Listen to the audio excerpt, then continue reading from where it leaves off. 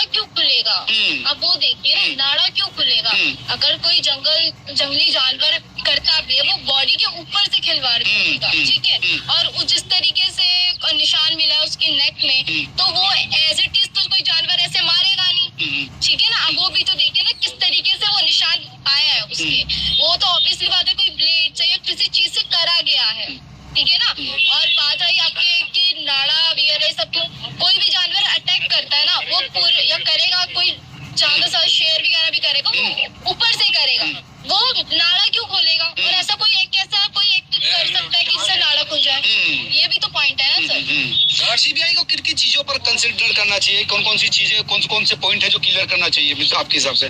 Sir मेरे हिसाब से एक तो सुसाइड नोट, जो जिस तरीके से ना बाद में सुसाइड नोट का मुद्दा ले गए, वो सेटिस्फाई नहीं कर रहा, या बिल्कुल भी सेटिस्फाई नहीं कर रहा, क्योंकि अगर कोई बॉडी मिलती है या उसके पास बैग मिला था, बैग में से ही सुसाइड नोट की बात करी, उसकी कॉफी में सुसाइड नोट था।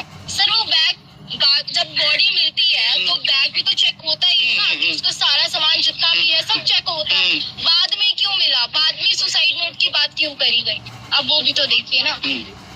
सीबीआई ये एक वकील साहब ये भी कह रहे हैं कि परिवार की इज्जत को लेकर भी पुलिस ने शायद कई चीजें सामने नहीं लाई, कि इस वजह से हो सकता है कि इसको छुपा लिया हो, सुसाइड नोट की थ्योरी को, और जो है पॉइजन जो कंज्यूम किया उसको लेकर के समाज में प्रतिष्ठा कहीं इस परिवार की नगरी की। देखिए, जो परिवार ऐसा सोचता है कि ऐसी बातें उनकी प्रतिष्ठा को ठेस पहुंचाएंगी और ऐसे अपने बच्चे को छोड़ देंगे, तो वो परिवार इतने बड़े लेवल पे, लार्ज लेवल पे प्रोटेस्ट करता ही नहीं। उस परिवार को प्रतिष्ठा नहीं देखना है, समाज में लोग क्या कहेंगे ये नहीं देखना है, उस परिवार को ये देखना है कि मेरी बच्ची को न्याय मिले, अगर इसके साथ गलत हुआ है तो जो गलत किया है उसको सजा मिले, और उसे मुझे तो लगता है अगर किसी ने गलत किया है तो उसे फांसी की सजा मिलनी चाहिए इस केस में। नहीं, बिल्कुल। दूसरी चीज, जिस हिसाब से आपने एक क्वेश्चन और किया था कि सीबीआई को क्या क्या करना चाहिए, तो सीबीआई को मेरे हिसाब से उस पूरे पुलिस स्टेशन को, जितने भी ऑफिसर उस समय थे इस केस को देख रहे थे, सबको इन्वेस्टिगेट करना चाहिए।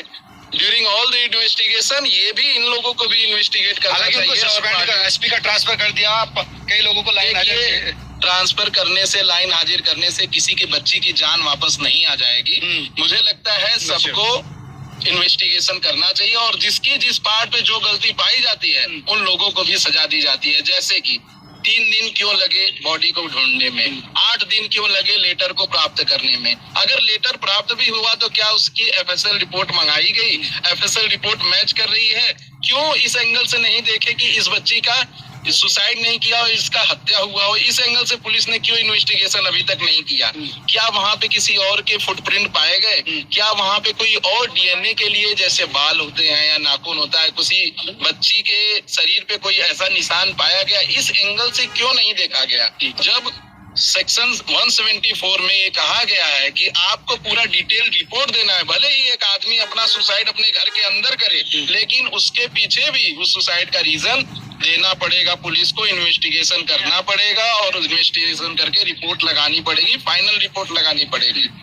अंतिम बात हम महिला वकील से करेंगे। आप बताइए कि इस पूरे मामले पर सीबीआई से क्या चाहते हैं, क्या क्या पॉइंट सीबीआई अपनी जो है रिसर्च में, इन्वेस्टिगेशन में करे? जिस तरीके से उन्होंने ये चीज बोली है ना कि ये रेप नहीं है, ये मर्डर है, जिस तरीके से कपड़े मिले हैं उसको हम ये कंसिडर तो नहीं कर सकते हैं कि ये मर्डर नहीं है, ठीक है? जरूरी थोड़ी ना कि ये भी तो हो सकता है पहले मर्डर करके दोबारा ऐसा कुछ जानवर ऐसा दे दे, ऐसा भी तो हो सकता है ना। और अगर ये सब चीजें होती तो सुसाइड नोट 8 दिन बाद क्यों मिलता है? ये चीज बहुत पॉइंट में की चीजें ध्यान रखने वाली है कि सुसाइड नोट बाद क्यों नहीं मिलता। और दूसरी चीज, जिस तरीके से कपड़े मिले हैं